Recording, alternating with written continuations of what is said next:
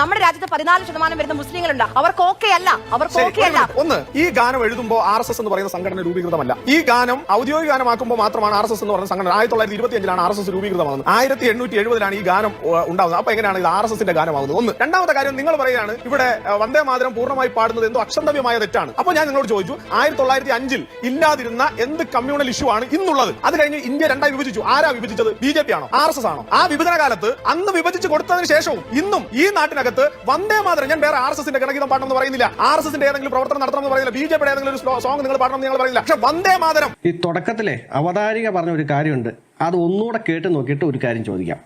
നമ്മുടെ രാജ്യത്ത് 14% വരുന്ന മുസ്ലിങ്ങളുണ്ട്. അവർക്ക് ഓക്കെ അല്ല. നമ്മുടെ രാജ്യത്ത് 14% വരുന്ന മുസ്ലിങ്ങളുണ്ട്. അവർക്ക് ഓക്കെ അല്ല. കേട്ടില്ലേ? നമ്മുടെ രാജ്യത്ത് 14% വരുന്ന മുസ്ലിങ്ങൾക്ക് ഓക്കെ അല്ല പോലും. വന്ദേ മാതരം അവർക്ക് ഓക്കെ അല്ലെന്ന്. അപ്പോൾ ചോദിക്കുന്നത് കൊണ്ടൊന്നും തോന്നരുതേ. ഈ ശബരിമല ഉണ്ടല്ലോ, അതായത് മണ്ഡലകാലം വരുമ്പോഴത്തേക്കും നമ്മൾ പലപ്പോഴും റീൽസിലും മറ്റുമൊക്കെ കണ്ടിട്ടുള്ളതാണ്. ശബരിമലയിൽ പോയിട്ടുള്ള ഒരു വിശ്വാസി വരുന്നു, അയാൾ അരവണപ്പായസമായിട്ട് വരുന്നു. അപ്പോൾ ഈ പറഞ്ഞ ഈ തട്ട ഇട്ടതോ തൊപ്പി വെച്ചതോ ആയിട്ടുള്ള ആൾക്കാർ അത് പ്രത്യേകം വേണം കേട്ടോ. അല്ലാതെ മതചിഹ്നങ്ങളോ മറ്റോ ഒന്നും ഇല്ലാതെ വന്നു കഴിഞ്ഞാൽ ശരിയാകത്തില്ല, റീച്ച് കുറയും. അപ്പോൾ തട്ട ഇട്ട പെൺകുട്ടി അല്ലെങ്കിൽ തൊപ്പി വെച്ച ഒരു ആൺകുട്ടി വന്നിട്ട്, അല്ലെങ്കിൽ കുരിശ് കഴുത്തിൽ കൊന്തയൊക്കെ ഇട്ട ഒരു വ്യക്തി വരണം. എന്നിട്ട് ഇവർ ഈ അരവണ മേടിക്കണം. അരവണ മേടിച്ചിട്ട് കഴിച്ചിട്ട് വാവ് സൂപ്പർ, എന്നിട്ട് ക്യാപ്ഷൻ ഇതാണ് കേരളം, ഇതാണ് എന്നൊക്കെ പറഞ്ഞുകൊണ്ട്, ഇതാണ് മതേതര കേരളം എന്നൊക്കെ പറഞ്ഞ് ക്യാപ്ഷനൊക്കെ കൊടുത്തിട്ട് ഭയങ്കര പരിപാടിയാണ്. അപ്പോൾ അതൊക്കെ ഓക്കെ ആണെന്നുണ്ടെങ്കിൽ ഈ വന്ദേ മാതരത്തിന് എന്താണ് കുഴപ്പം? വന്ദേ മാതരത്തിനകത്ത് ചില വരികളോ മറ്റൊക്കെയാണ് പ്രശ്നം എന്നൊക്കെയാണ് പറയുന്നത്. അപ്പോൾ ഇതൊക്കെ അപ്പോൾ പ്രഹസനം വല്ലതാണോ? അറിയാൻ മേലാത്തതുകൊണ്ട് ചോദിക്കുക.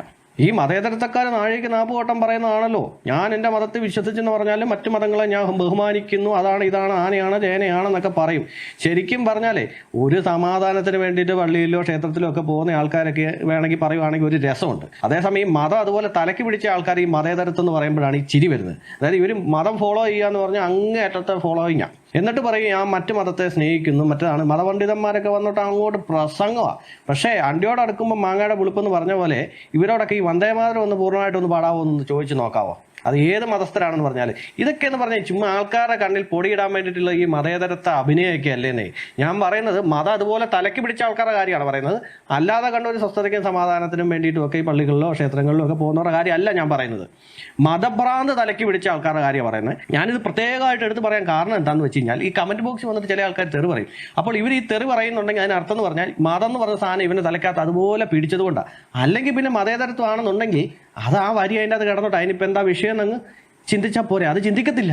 പിന്നെ ഈ ചർച്ച നടത്തുന്ന അവതാരിക പറഞ്ഞല്ലോ 14% വരുന്ന മുസ്ലിങ്ങൾക്ക് ഇത് ഓക്കെ അല്ലെന്ന്. എനിക്ക് അങ്ങനെ തോന്നുന്നില്ല. എല്ലാവരും അങ്ങനെ എതിർക്കുന്നുണ്ടോ?